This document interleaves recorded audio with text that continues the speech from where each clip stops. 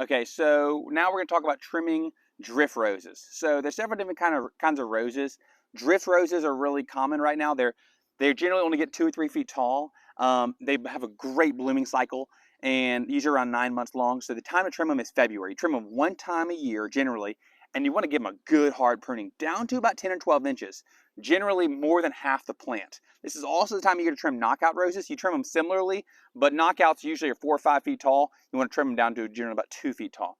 So now I'm going to use a hedge trimmer. Some of you may be frowning, say, well, how could you use a hedge trimmer? Look, feel free to use your hand pruners if you want. That's fine. We trim a lot of roses. We keep our hedge trimmers nice and sharp, and it works fine in that case. So we're going to trim it. The key is going nice and low, getting some air in there, and then what it's going to allow is within just a few weeks, these things are going to come out and they're going to look really good. So February is the time to trim your roses. Check it out.